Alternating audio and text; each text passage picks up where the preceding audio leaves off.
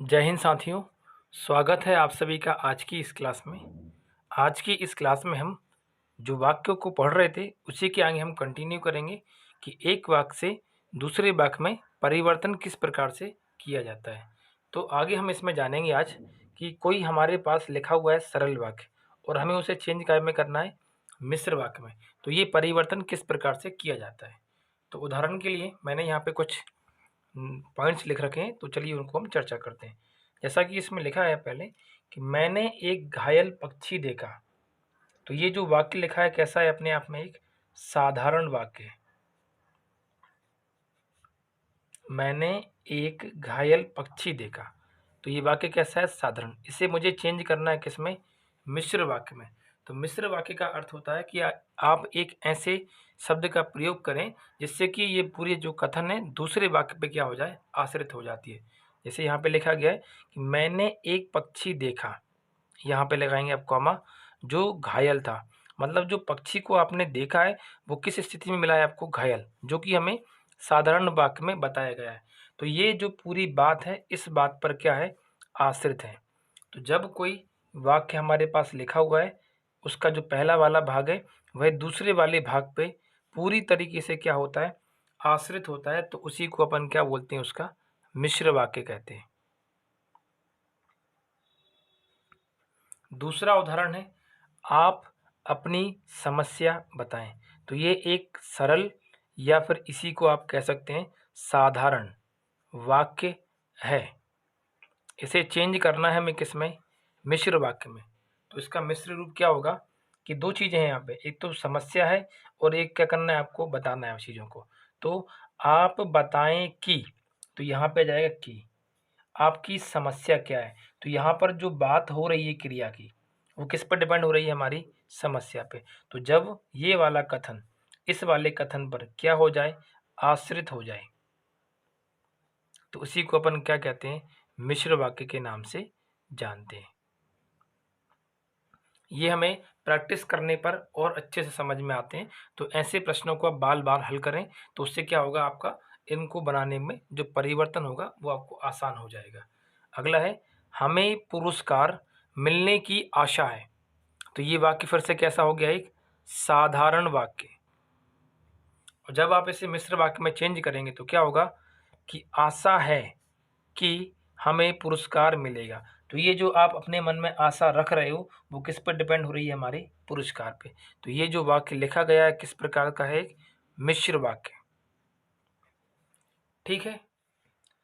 अब दूसरा परिवर्तन है इसमें कि हमें दिया है एक मिश्र वाक्य और उसे चेंज करना है हमें किसमें, सरल वाक्य में। ऊपर वाला जो हमने पढ़ा है उसका जस्ट उल्टा है ये। तो चलिए उदाहरण की चर्चा करते हैं। जैसा कि यहाँ लिखा है, राधा जहाँ राधा है, यहाँ पे कॉमा लगाएंगे, वहीं श्याम भी है। तो मतलब ये वाली चीज़ इस पर क्या है, आश्रित। राधा के जहाँ होने पर वहीं क्या है, श्याम। तो ये वाक्य इस पर क्या है, पूरी तरीके से आश्रित है। तो ये कैसा वाक्य है हमारा, एक मिश्र वाक्य। इसे चेंज काय में करना है हमको, सरल में। तो क्या लिखेंगे कि राधा और श्याम साथ हैं, क्योंकि ये कैसा वाक्य बन गया हमारा, एक सरल वाक्य। इसमें ऐसा नहीं कि ये इस पर आश्रित है, दोनों कैसे हैं, हमारे आपस में साथ में लिखे हुए। दूसरा उदाहरण है इसमें, यह निश्चित नहीं है कि वह कब आएगा। तो ये वाली बात, निश्चित ना होने की बात, पूरी की पूरी आश्रित है कभी भी, कभी ना आने पर। तो ये वाक्य कैसा हो जाएगा हमारा, मिश्र वाक्य। और जब हम इसे साधारण या सरल वाक्य में चेंज करेंगे तो क्या लिखा जाएगा कि उसके आने का समय निश्चित नहीं है। तो ये चीज़ उस पर डिपेंड नहीं है, तो ये वाक्य कैसा हो जाएगा हमारा, सरल वाक्य। क्योंकि आपके सिलेबस में ये है कि किस प्रकार से हम वाक्यों को परिवर्तित करते हैं। ठीक है। तो अगला है, यदि पानी ना बरसा तो क्या हो जाएगा, सूखा पड़ जाएगा। तो पानी के ना बरसने की पूरी क्रिया किस पर डिपेंड हो रही है, सूखा पड़ने पर। तो ये बात क्या कहलाएगी, हमारी मिश्र वाक्य को दर्शाएगी। अब जब हम इसे चेंज करेंगे एक सरल वाक्य में तो क्या होगा, पानी ना बरसने पर सूखा पड़ जाएगा। मतलब एक सिंपल वे में लिखें तो वो क्या कहलाएगा, हमारा साधारण वाक्य। और जब हम उसे उसे एक दूसरे पर क्या कर दें, आश्रित कर दें, डिपेंडेंट कर दें, तो क्या कहलाती है वो, हमारी मिश्र वाक्य बन जाती है। ठीक है, अब आगे है इसमें विधानार्थक वाक्य, और इसे चेंज काय में करना है हमको, निषेधार्थक वाक्य में से हम इसका परिवर्तन करना है। ठीक है, तो इसको हम जानते हैं। जैसे यहाँ लिखा है रमेश सुरेश से बड़ा है, तो ये वाक्य कैसा है हमारा, विधानार्थक वाक्य। ये मैंने पीछे आपको पढ़ाया है, वहाँ जाके आप इनको पढ़ सकते हैं। पिछली कुछ वीडियोस में मैंने वाक्य के बारे में बताया, वहाँ जाके इसको पढ़ लें कि विधानार्थक वाक्य क्या होते हैं। अब इसमें बोला गया है कि रमेश सुरेश से बड़ा है, तो यदि इसी को मैं निषेधार्थक वाक्य में लिखूं तो मुझे इसमें नहीं का प्रयोग करना होगा। ठीक है, तो ऐसे वाक्य जिनमें नहीं का प्रयोग होता है उसे ही अपन क्या बोलते हैं, निषेधार्थक वाक्य कहते हैं। तो रमेश सुरेश से छोटा नहीं है, तो ये वाला वाक्य और ये वाला वाक्य दोनों का अर्थ एक जैसा है, लेकिन प्रयोग किसका कर लिया अपन ने उसमें, निषेधता का। तो ये वाक्य क्या कहलाएगा हमारा, निषेधार्थक वाक्य। ठीक है, जैसे आगे लिखा है इसमें कि शेर गुफा के अंदर रहता है, ये लिखा है रहता, ये शेर गुफा के अंदर रहता है। तो इसको यदि नकारात्मक वाक्य में आप बनाओगे तो क्या होगा कि शेर गुफा के बाहर नहीं रहता, तो रह कहाँ रहा है वो, ओबियसली बात है, जब बाहर नहीं है तो कहाँ रहेगा वो, अंदर। तो ये सकारात्मक भाव के बारे में होगा और ये किस में हो जाएगा, नकारात्मक भाव के रूप में हो जाएगा। ठीक है, तुम सफल हो जाओगे, तो ये कैसा वाक्य है हमारा, विधानार्थक वाक्य। तुम सफल हो जाओगे, ये कैसा वाक्य है हमारा, एक विधानार्थक वाक्य है। और जब यदि हम इसे चेंज करें नकारात्मक वाक्य में तो होगा क्या, तुम असफल नहीं होगे, तो इसका मतलब तुम क्या होगे फिर, सफल। तो ये वाक्य हो जाएगा हमारा नकारात्मक वाक्य, या इसी को आप कह सकते हैं निषेधार्थक वाक्य। ठीक है, तो इस तरह से हमने जाना इसमें कि किस प्रकार से हम वाक्यों को परिवर्तित करते हैं। इस क्लास से संबंधित जो पीडीएफ है वह आपको हमारे टेलीग्राम चैनल के जो ग्रुप है उस पर आपको दे दी जाएगी, तो उसकी जानकारी आपको डिस्क्रिप्शन बॉक्स में दी गई है, तो वहाँ आप एक बार उसको चेक कर सकते हैं। ठीक है, आगे हम इसमें अब जानते हैं शुद्ध वाक्य रचना। कोई भी वाक्य हमारे पास लिखा हुआ है उसको किस प्रकार से हमें पहचानना है कि उसमें कुछ गलतियां हैं या फिर वो शुद्ध है, तो इसके बारे में हम जानते हैं। तो किसी भी वाक्य में उपस्थित वर्तनी, संज्ञा, सर्वनाम, लिंग व वचन से संबंधित जो अशुद्धियां होती हैं उनको शुद्ध करना क्या कहलाता है, शुद्ध वाक्य रचना कहलाता है। यदि कोई वाक्य हमारे पास लिखा है, यदि उसमें वर्तनी से संबंधित या संज्ञा से लेकर या सर्वनाम से संबंधित, लिंग से संबंधित, वचन से संबंधित कुछ गलतियां आ रही हैं उसमें, तो उन गलतियों को सुधारना क्या कहलाता है, हमारा शुद्ध वाक्य रचना कहलाता है। जैसे कि इसमें यहाँ लिखा गया है कि वर्तनी से संबंधित अशुद्धियां, तो सबसे पहला एग्जाम्पल देखते हैं इसमें कि वह मेरी पड़ोसन है, तो इसमें ये अंडरलाइन में नीचे कर देता हूँ। पड़ोसन शब्द क्या है हमारा, अशुद्ध है, तो शब्द सही क्या होता है, पड़ोसिन। पड़ोसिन, तो ये हमें कैसे जानना होगा कि लिखा हुआ जो शब्द है वाक्य में वह सही है या गलत, तो उसके लिए आपको क्या करनी पड़ेंगी, शुद्ध वर्तनियाँ पढ़नी पड़ेंगी। ठीक है, तो शुद्ध वर्तनी की क्लास में बीच में एक बार बना के आपको डाल दूंगा कुछ दिनों बाद, या फिर इसकी पीडीएफ दे दूंगा मैं आपको डिस्क्रिप्शन बॉक्स में लिंक के जरिए, तो वो आप वहाँ पे जाके इनको पढ़ लीजिए। ये हमारे एग्जाम के लिए ज़रूरी होती हैं। जब तक हमें शुद्ध वर्तनियों का ज्ञान नहीं होगा तब तक इन अशुद्धियों को पहचानना बहुत ही मुश्किल हो जाएगा हमारे लिए। ठीक है, तो वह मेरी पड़ोसन है, ये चीज़ क्या है, गलत। सही क्या होगा कि वह मेरी पड़ोसिन है। ठीक है, दूसरा लिखा है कृपा कीजिए, तो ये जो कृपा है ये अशुद्ध लिखा है, सही क्या होता है, कृपया, कृपया। तो ये कृपा क्या होता है, अशुद्ध रूप, सही रूप क्या हो जाएगा, कृपया। ठीक है, अगला एग्जाम्पल है पूजनीय पिताजी को नमस्कार, तो यहाँ पे जो लिखा है पूजनीय, ये क्या है हमारा शब्द अशुद्ध है, इसको सही रूप क्या होता है, पूजनीय। यदि आपने कभी कोई पत्र लिखा हो पेपर में तो उसमें लिखते हैं अपन पूजनीय पिताजी, जो कि क्या होता है, अशुद्ध होता है। यदि किसी ने आपको सही से हिंदी पढ़ाई है, व्याकरण, या आपने अच्छे से उसको पढ़ा है, तो सही क्या होता है हमारा, पूजनीय। तो यहाँ पर इस चीज़ की क्या थी, गलती थी, उसको हमें सुधारना होगा। तो शुद्ध वाक्य रचना में ज़्यादा कुछ है नहीं है, यदि आपको जो वर्तनीय है वो अच्छे से याद हैं, आपको पता है कि कौन सा शब्द किस तरीके से शुद्ध लिखा जाता है तो उस आधार पे ये आपके लिए बहुत ज़्यादा सरल हो जाता है। अगला लिखा है वह बहुत व्यवहारिक है। तो ये जो व्यवहारिक लिखा है ये गलत लिखा है। सही क्या होगा? व्यावहारिक। हाँ बड़ा होगा इसमें, मतलब यहाँ पे या कैसा था छोटा आ, इसमें क्या लगेगा बड़ा। ये वाला व्यवहारिक सही होता है, ये वाला क्या होता है गलत होता है। ठीक है। अगला लिखा है महादेवी आधुनिक युग की मीरा है। तो ये देखें आधुनिक यहाँ पे गलत लिखा हुआ है। सही आधुनिक क्या होता है? आधुनिक में ना में छोटी ई की मात्रा आती है। तो इस तरीके से हमने इसमें जाना कि वर्तनी से संबंधित जो अशुद्धियाँ होती हैं उनको किस प्रकार से पहचाना जाता है। ठीक है। अब हम इसमें जानते हैं संज्ञा से संबंधित जो अशुद्धियाँ होती हैं उनके बारे में। अब ये अशुद्धियाँ कौन सी हैं चलिए इसमें जानते हैं। जैसे लिखा है राधा ने मिठासता भरा गीत गाया। देखो पढ़ने में ही अजीब लग रहा है, मिठासता नहीं होता है, सही क्या होगा? मिठास। फिर से पढ़ेंगे आप इसको, राधा ने मिठास भरा गीत गाया। तो ये जो मिठासता है ये क्या है? एक तरह का भाववाचक संज्ञा शब्द है। तो इसमें यहाँ पे गलती थी, इसको हमें शुद्ध करके लिखना होगा। ठीक है। अगला लिखा है निरपराधी को नहीं सताना चाहिए। इसका मतलब क्या है? यहाँ पे जो निर करके लिखा है ये निरपराधी नहीं है, क्या होता है? निरअपराध को नहीं सताना चाहिए। सही क्या हो जाएगा? निरपराध। तो यहाँ पे जो निरअपराधी लिखा है ये क्या है? अशुद्ध शब्द है संज्ञा की दृष्टि से। सही क्या होगा? निरअपराध। ठीक है। अब आगे है इसमें सर्वनाम से संबंधित अशुद्धियाँ। ये क्या होती हैं? जब हम किसी भी संज्ञा के शब्द पर हम सर्वनाम शब्द का प्रयोग, मतलब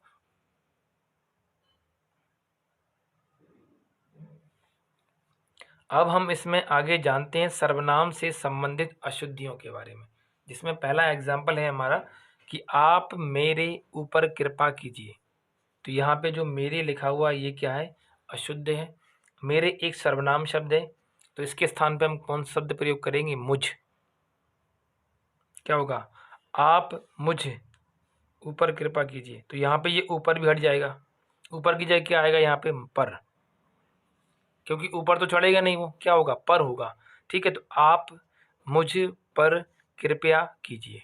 ठीक है। तो ये वाला भी यहाँ पर अशुद्ध है और ये वाला भी है। दूसरा है मैंने मेरा काम कर लिया है। अब मेरा काम होता है कि अपना काम होता है? अपना। तो यहाँ पे मेरा को हटा के आप क्या यूज़ करेंगे? अपना। मैंने अपना काम कर लिया है।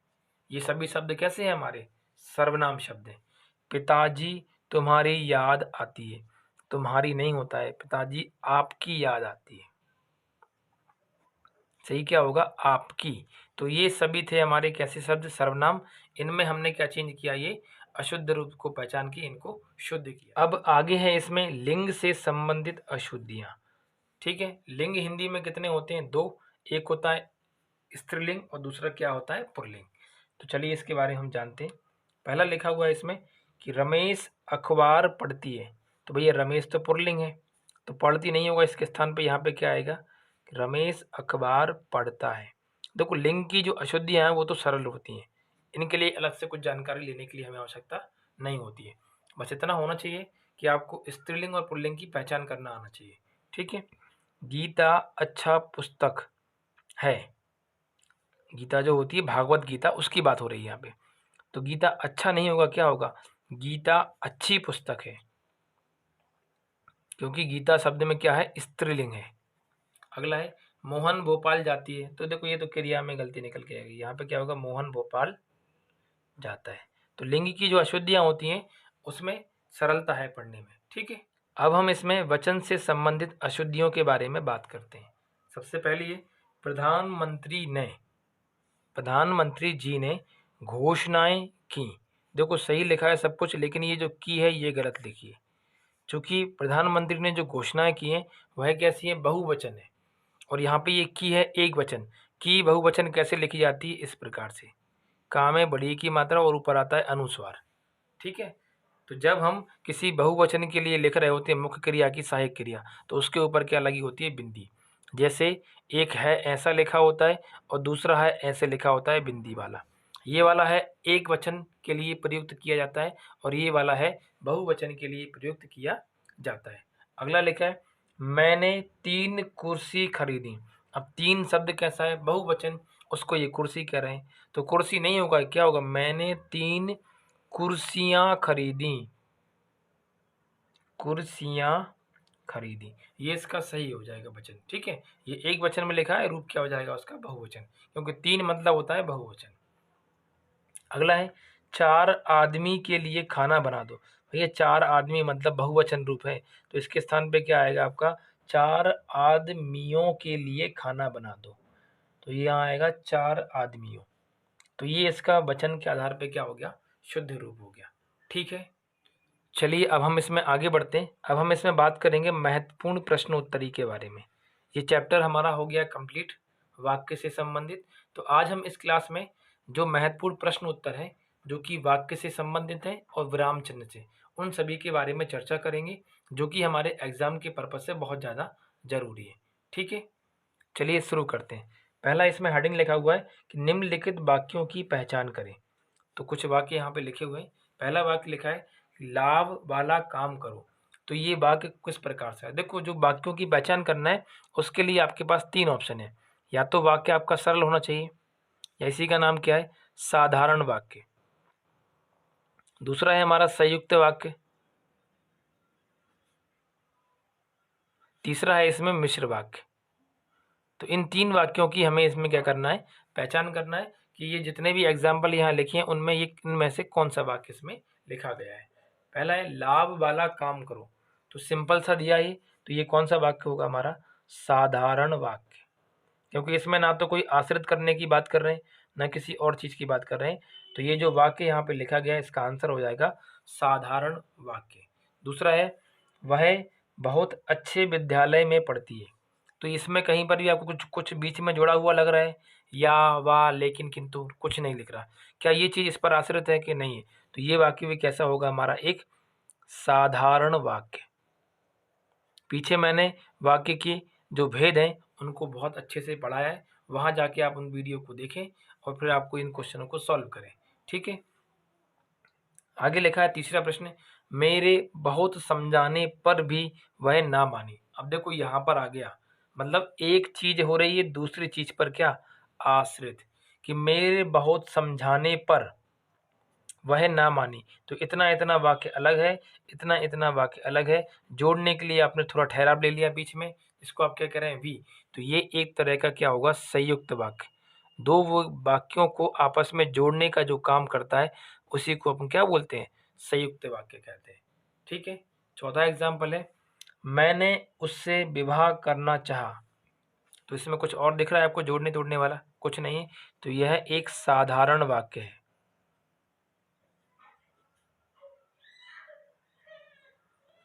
ठीक है, पांचवा प्रश्न है इसमें, वह जहाँ पढ़ती है वहाँ अच्छा विद्यालय है, या फिर वह अच्छा विद्यालय है। तो ये वाली चीज़, ये जो क्रिया हो रही है वो इस विद्यालय पे पूरी तरीके से क्या है, आश्रित है। तो जब ये चीज़ इस पे पूरी आश्रित है और बीच में जोड़ने के लिए अपन ने क्या लगा दिया, कॉमा लगा दिया, तो दो वाक्यों को आपस में जोड़ने का जो काम करता है उसे हम संयुक्त वाक्य के नाम से जानते हैं। ठीक है, अगला प्रश्न है कल बारिश होती रही इसलिए कपड़े नहीं सूखे। तो ये चीज़ अलग है, ये इतनी चीज़ क्या है, अलग है। तो इसमें भी कौन सा वाक्य हो जाएगा, संयुक्त वाक्य। अगला प्रश्न है सुभाष चंद्र बोस ने कहा। यहाँ पे एक बात कहने की बात करें कि तुम मुझे खून दो मैं तुम्हें आज़ादी दूंगा। तो ये कथन इस कथन पे पूरी तरीके से आश्रित है। और मैंने पीछे कहा था कि जब कोई व्यक्ति कोई कथन कहता है और उसके बारे में कोई बात लिखी जा रही है तो इसमें होता है मिश्रित वाक्य, या इसी को आप कहते हैं मिश्र वाक्य। मतलब एक चीज दूसरी चीज पे आश्रित है तो मिश्रित वाक्य कहलाता है। यदि दो वाक्य आपस में जुड़े हुए हैं तो उनको संयुक्त वाक्य कहते हैं। यदि एक वाक्य लिखा है तो वो क्या कहलाएगा, ओनली साधारण वाक्य कहलाएगा। ठीक है, इतना इतना ये साधारण वाक्य है, ये भी इतना इतना क्या है, साधारण। तो दो साधारण वाक्यों को आपस में जोड़ते हैं तो कौन सा वाक्य बनता है हमारा, संयुक्त वाक्य बनता है। ठीक है, जैसे नीचे लिखा है अगला एग्जाम्पल, जिसकी लाठी उसकी भैंस। तो ये चीज लाठी वाली इस पे क्या है, पूरी तरीके से आश्रित है। तो ये वाक्य हमारा कैसा कहलाएगा, मिश्रित वाक्य कहलाएगा। ठीक है, अगला प्रश्न है इसमें कि सोमवार को हड़ताल है अतः बाजार बंद रहेगा।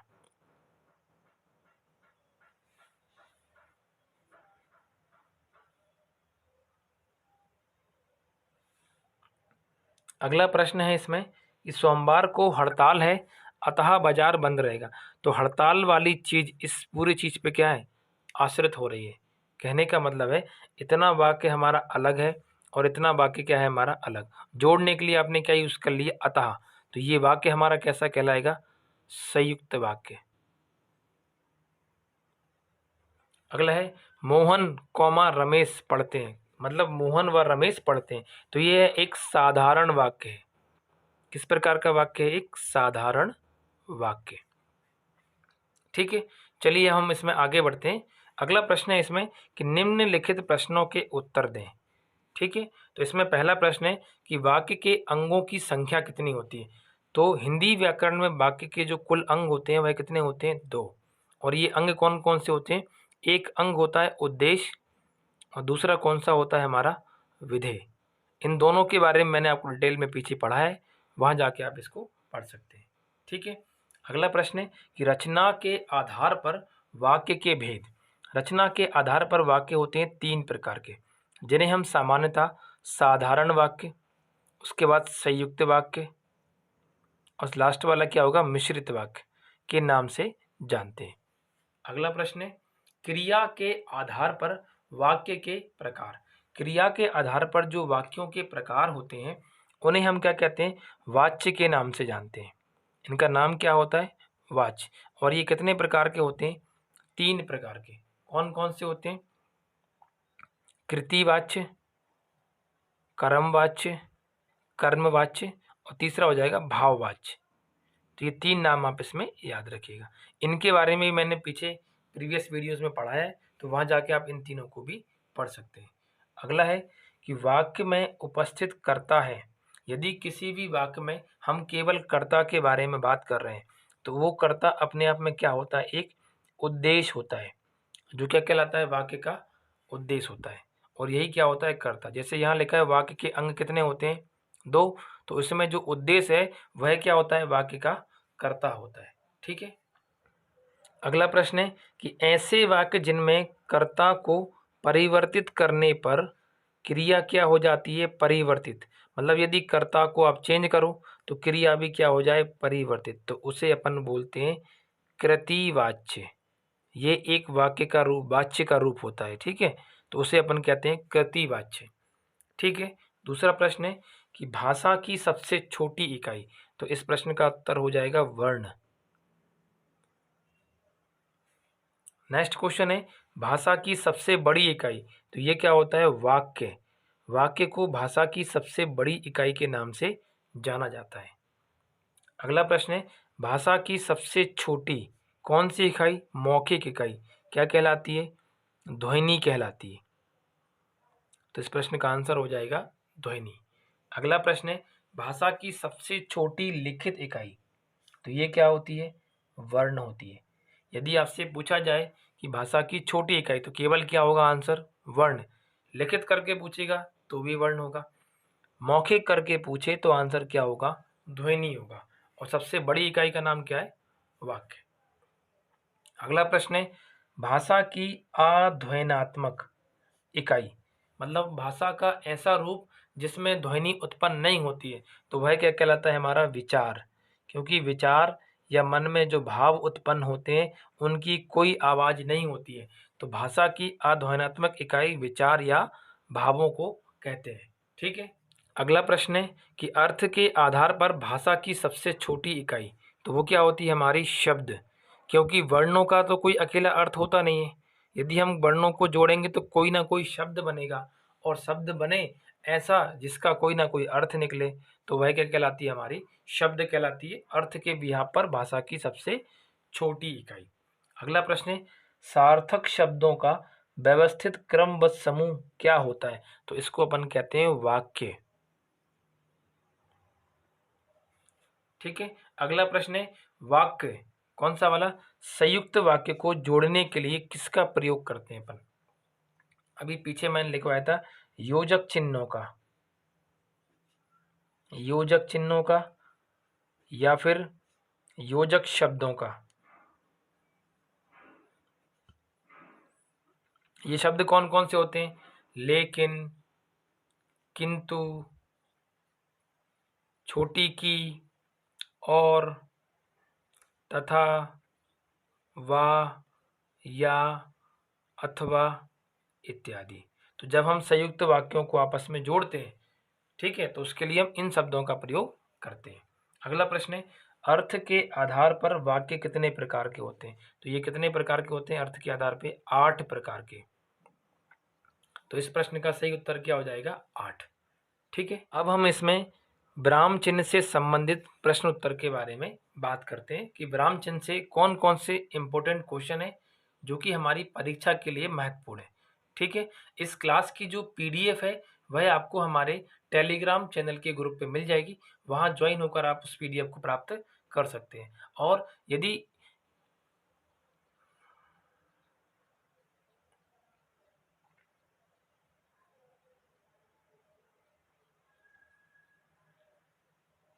चलिए अब हम इसमें क्वेश्चन के बारे में बात करते हैं। पहला क्वेश्चन है कि लाघव चिन्ह का प्रयोग होता है। तो लाघव चिन्ह का संकेत होता है ऐसे, नीचे हम एक बिंदी लगा देते हैं। जब भी कोई शब्द लिखा है, यदि उस शब्द का बड़ा रूप है उसे हमें संक्षिप्त करके छोटा लिखना है। तो संक्षिप्त रूप बनाने के लिए हम जिस चिन्ह का प्रयोग करते हैं उसका नाम क्या होता है? लाघव चिन्ह। जैसे आपने पढ़ा होगा डॉक्टर, डॉक्टर को अपन ऐसे लिखते हैं पूरा डॉक्टर, लेकिन जनरली ज़्यादातर जगह पे प्रयोग क्या करते हैं अपन? इस प्रकार से। तो ये बड़ा रूप है, इसको छोटा करके समेट के लिखना उसको क्या कहलाता है? संक्षिप्त रूप कहलाता है। ठीक है, दूसरा है विराम का शाब्दिक अर्थ क्या है? तो विराम शब्द का शाब्दिक अर्थ होता है ठहराव। इसी को हम क्या कह सकते हैं? रुकावट। नेक्स्ट प्रश्न है सर्वाधिक प्रयोग किया जाने वाला चिन्ह कौन सा होता है? तो सबसे ज्यादा प्रयोग करते हैं हम अल्प विराम को, जिसे आप अंग्रेजी भाषा में कॉमा के नाम से जानते हैं। ठीक है, अगला प्रश्न है प्रश्नवाचक व विस्मयादि बोधक चिन्ह को छोड़कर, मतलब हमें ये वाला क्वेश्चन छोड़ना है, ये वाला क्वेश्चन मार्क वाला चिन्ह, और हमें ये वाला चिन्ह छोड़ना है। इन दो चिन्हों को छोड़कर सभी वाक्यों के अंत में प्रयुक्त होता है। तो भैया हम इसमें यूज करते हैं पूर्ण विराम को, पूर्ण विराम चिन्ह। इसका संकेत कैसे होता है? एक खड़ी पाई के रूप में। ठीक है, अगला प्रश्न है समानाधिकरण जो शब्द हैं उनके बीच में हम किसका प्रयोग करते हैं? ऐसे शब्द जो समान प्रकार के अर्थ को व्यक्त करते हैं, उस स्थिति में जो शब्द बनते हैं उनको ही अपन क्या कहते हैं? समानाधिकरण। इसमें सामान्यतः प्रयोग किया जाता है अल्प विराम का, जिससे फिर से आप क्या पढ़ते हैं? कॉमा। तो इस बात को याद रखना, ये हमारे एग्जाम के लिए इम्पोर्टेंट हो सकता है कि समानाधिकरण शब्दों में उनके बीच में किस प्रकार के चिन्ह का प्रयोग होता है। तो आंसर हो जाएगा अल्प विराम। अगला प्रश्न है इसमें कि जहां पूर्ण विराम की अपेक्षा कम रुकना अपेक्षित है वहां खालिस्तान चिन्ह का प्रयोग करते हैं। तो पूर्ण विराम की तुलना में कम समय किसमें लगता है? अर्ध पूर्ण विराम में, अर्ध पूर्ण विराम। और इसका संकेत कैसा होता है? ए से ऊपर एक बिंदी और नीचे कॉमा। इसमें जो समय लगता है पूर्ण विराम से थोड़ा सा कम समय लगता है। सबसे कम समय लगता है अल्प विराम में, इससे ज़्यादा अर्धपूर्ण विराम में, और सबसे ज़्यादा समय का लगता है पूर्ण विराम में। ठीक है, अगला प्रश्न है उद्धरण चिन्ह कितने प्रकार के होते हैं? तो ये होते हैं 2 प्रकार के। एक होता है सिंगल उद्धरण चिन्ह एकल, और दूसरा क्या होता है? दोहरा, डबल इनवर्टेड कॉमा। ठीक है, तो दोनों को आप इसमें याद रखिएगा। अगला प्रश्न है किसी वाक्य में छूटे हुए अंश को किस चिन्ह के द्वारा प्रदर्शित किया जाता है? यदि किसी वाक्य में कोई अंश छूट गया है हमसे, उसको लिखना है, तो हम कौन सा यूज करते हैं? त्रुटि बोधक चिन्ह का प्रयोग करते हैं। और इस चिन्ह के 2 संकेत होते हैं, एक ऐसा वाला और एक ऐसा वाला। अगला प्रश्न है कि आश्चर्य, हर्ष, शोक इत्यादि का भाव प्रकट करने वाला विराम चिन्ह कौन सा है? तो ये सब भाव व्यक्त करता है विस्मयादि बोधक चिन्ह, विस्मयादि बोधक चिन्ह। और इसका संकेत होता है एक खड़ी पाई, नीचे एक छोटी सी बिंदु। ठीक है, अगला प्रश्न है, समुच्चय बोधक अव्यय का लोप होने पर हम किस प्रकार के विराम चिन्ह का प्रयोग करते हैं? तो इसका आंसर हो जाएगा अल्प विराम।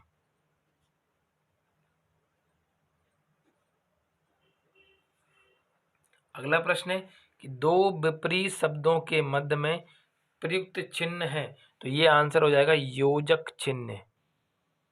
जैसा कि ये डैश लगा है, इसी को डैश को ही अपन क्या बोलते हैं?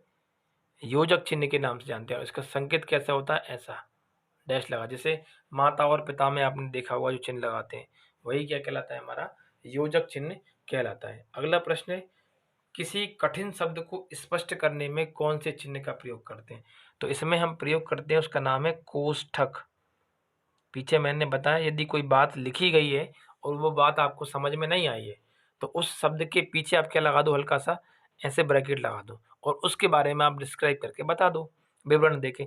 तो कठिन शब्द के बारे में उसके अर्थ को व्यक्त करने के लिए हम किस चिन्ह का प्रयोग करते हैं? कोष्ठक का प्रयोग करते हैं। ठीक है, तो इस तरह आज की इस क्लास में हमने स्टार्टिंग के जो हमने चैप्टर पढ़े उनसे संबंधित महत्वपूर्ण प्रश्नों को जाना और उनको विस्तार से समझा। ठीक है, तो आज के लिए इतना ही। मिलते हैं हम अगली वीडियो में, तब तक के लिए नमस्कार, धन्यवाद।